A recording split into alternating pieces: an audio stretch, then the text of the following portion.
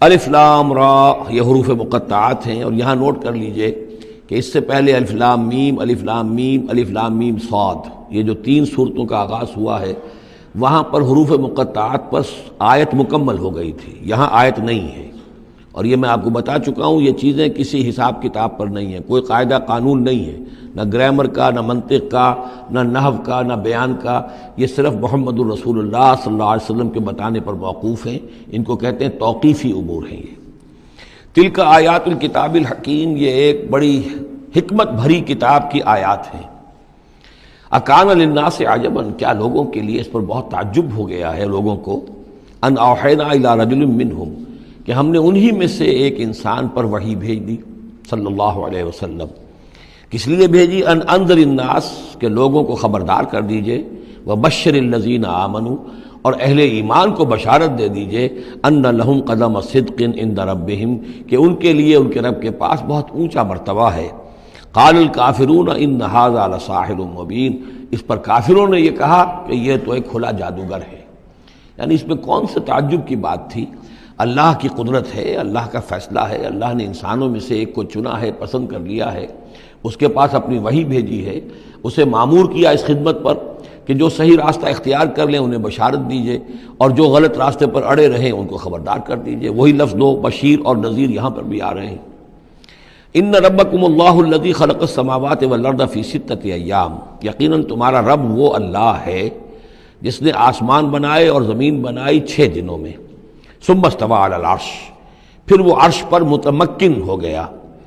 یدبر الامر، اور وہ تدبیر کرتا ہے اپنے معاملے کی۔ یہ میں نے ایک دفعہ آپ کو بتایا تھا، شاہ ولی اللہ دہلوی رحمۃ اللہ علیہ کی شرح آفاق کتاب ہے حجت اللہ البالغہ، اور اس کا جو پہلا باب ہے تو اللہ تعالیٰ کے 3 افعال کا انہوں نے اس پر بحث کی ہے۔ ایک اللہ تعالیٰ کا فعل ہے ابداع، کریشن ایکس نہیلو، عدم محض سے کسی شے کو وجود بخشنا۔ ایک ہے خلق، کسی شے سے دوسری شے بنانا۔ تیسرے تدبیر، یدبر الامر، اب اس میں تدبیر فرما رہا ہے، اس کے اپنے نقشے ہیں، اپنی پلاننگز ہیں، اپنی مشیت ہے، اس کے مطابق اس نظام کو چلا رہا ہے۔ ما من شفیع الا من بعد اذن، نہیں ہے کوئی بھی شفاعت کرنے والا مگر اس کی اجازت کے بعد۔ اب یہاں وہی سورہ بقرہ میں جو آیت الکرسی میں آیا تھا استثناء کے ساتھ شفاعت کا اس بات، وہ یہاں بھی ہے۔ ذالکم اللہ ربکم، وہ ہے اللہ تمہارا رب، تمہارا مالک، تمہارا آقا، فاعبدوہ، پس اسی کی بندگی کرو، اسی کی پرستش کرو۔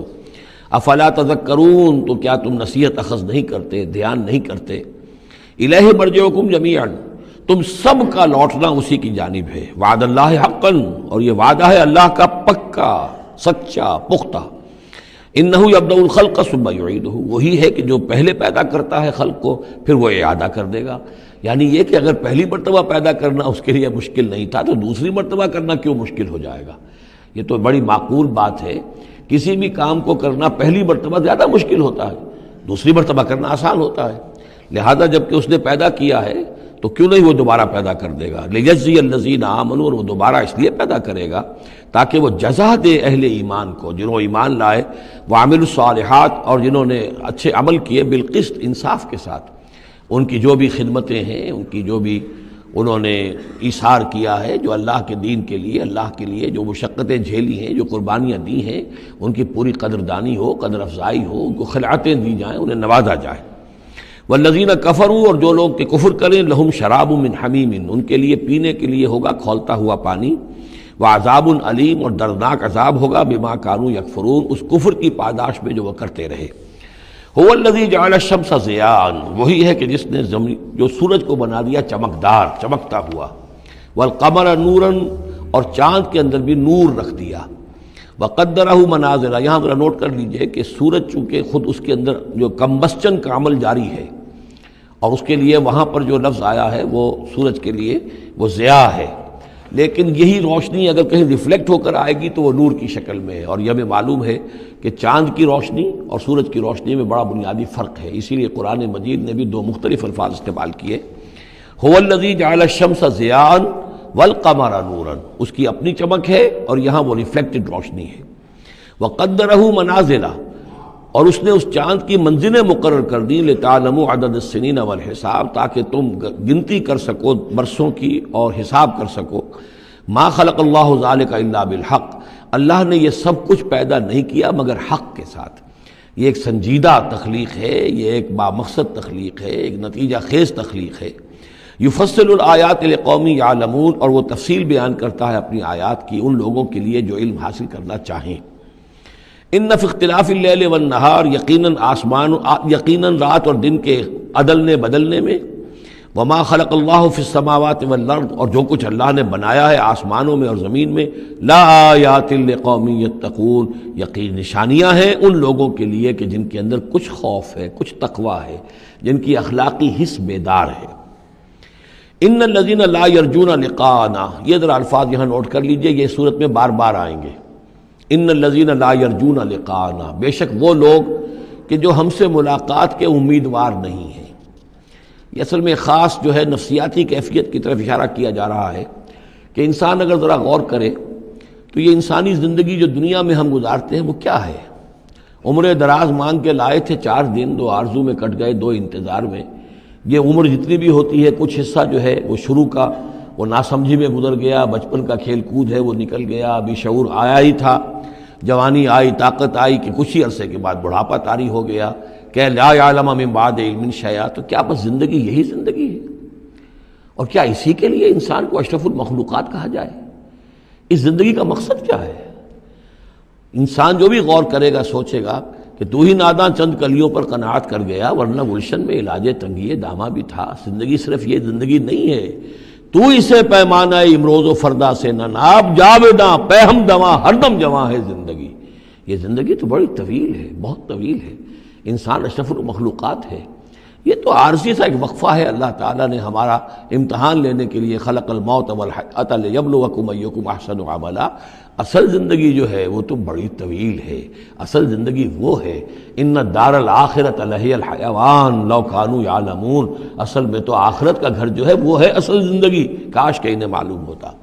لیکن کچھ لوگ ہوتے ہیں جن کے ذہن اتنے محدود ہیں، جن کی سوچ اتنی محدود ہے، جن کا افق ذہنی جو ہے اس قدر تنگ ہے کہ وہ اس پر بھی مطمئن ہیں، ریجھے ہوئے اس زندگی کے اوپر مطمئن ہیں، لگے ہوئے اسی میں، مگن ہیں اسی میں، بلکہ کہنا چاہیے گم ہو گئے اسی میں۔ کافر کی یہ پہچان کہ آفاق میں گم ہے، اور مومن کی یہ پہچان کہ گم اس میں ہے آفاق۔